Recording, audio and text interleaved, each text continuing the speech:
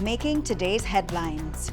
The Cayman Islands Fire Service is honoring the memory of colleague Wayne Whitelocke. Sir John A. Cumber Primary School goes under the sea for Little Mermaid Junior. And it's almost game day. Attend the historic World Cup qualifying match between Cayman and Honduras tomorrow, June 7th.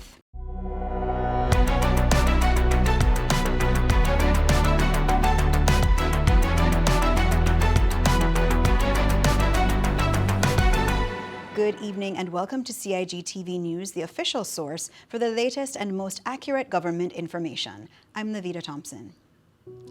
The Cayman Islands Fire Service is mourning the loss of long-standing sub-officer Wayne Whitelocke, who passed away in April. Mr. Whitelocke served the fire service for 35 years, playing a critical role in disaster response and aerodrome services.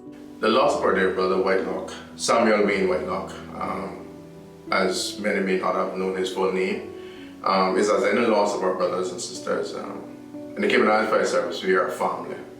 And it's not just losing a colleague, or it's not just a colleague that has passed.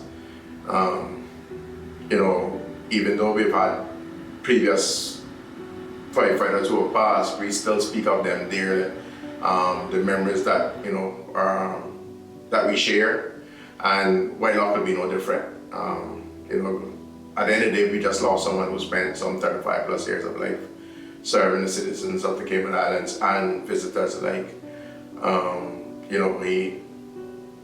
We just lost a mentor to the next generation of young firefighters. We lost someone with 3 decades of knowledge. That is something that you can't put a price on. You just don't replace that. He was inspirational. He was one of our main trainers of the aviation appliances, and not only that, he was able to operate just about any equipment that the Cayman Islands Fire Service has, land or sea. So it's a big boy.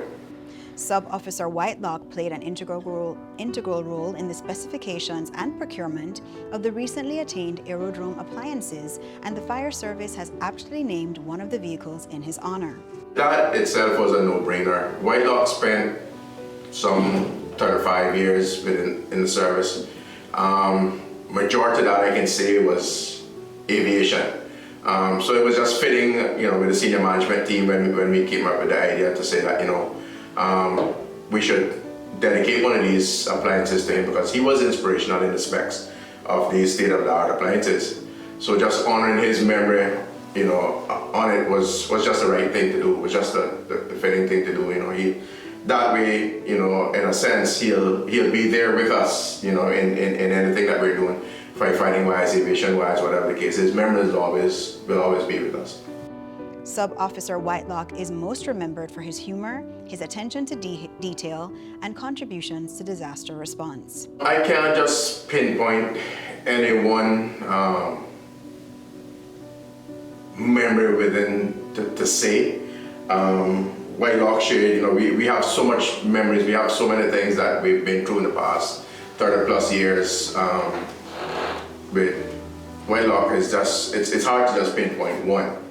At the end of the day, there was never a dull moment with him in the room, and he was always one of those individuals who was always willing to lend a helping hand or to get involved with whatever it entailed within the service. Right now we're going into hurricane season, and with him previously, operating equipment and stuff after a storm or before a storm, or just preparations within itself.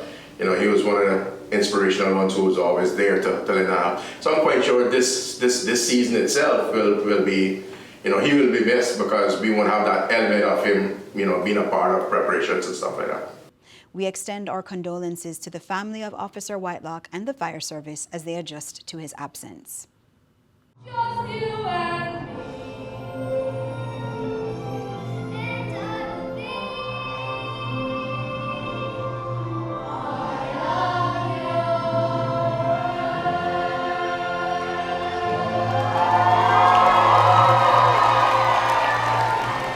Of Sir John A. Cumber Primary opened their production of The Little Mermaid Junior last night as a culmination of months of musical theater preparation.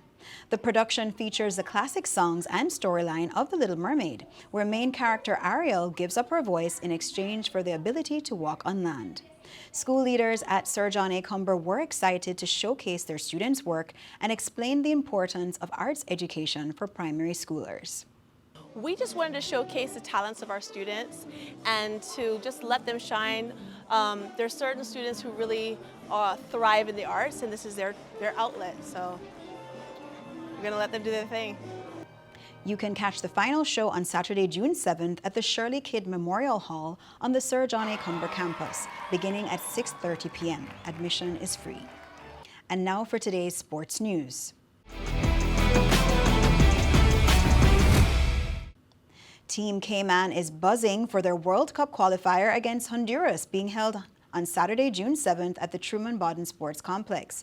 This will be the first time that Honduras and Cayman will compete against one another on the pitch, making the match a truly historic event.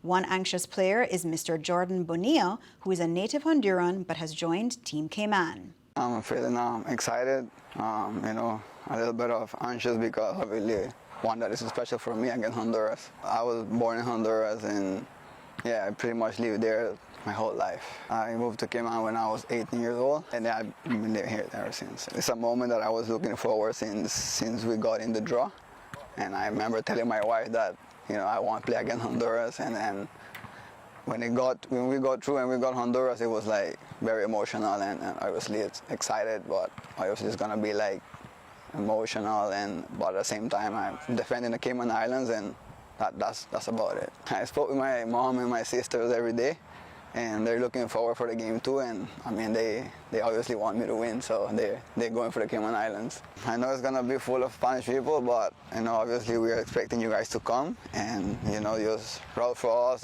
This group of guys deserve a lot of credit. We do a lot of work behind the scenes that nobody knows, so just wear red. Tickets start at $25 and can be found on eventpro.ky. Be sure to wear your Cayman colors and support our men's national team. Now for our weather forecast. A weak high-pressure system is keeping things relatively calm across our area, though we are seeing some isolated showers on radar that are drifting westward. Tonight, we'll have partly to mostly cloudy skies with about a 40% chance of showers and possible thunder. Temperatures will drop to around 80 degrees, and winds will stay light from the east at 5 to 10 knots. Seas will remain moderate with waves running 3 to 5 feet.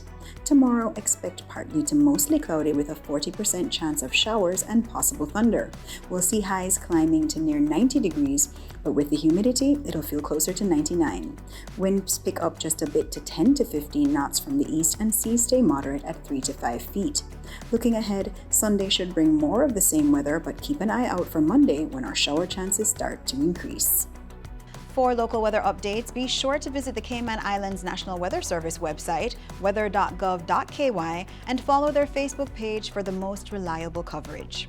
If you're watching us on the CIG YouTube channel, don't forget to like, share, and subscribe to stay informed with the most accurate local government news. That wraps up today's CIG News Brief. I'm Levita Thompson. We will be back on Monday with more of the latest from CIG. Have a safe and wonderful weekend.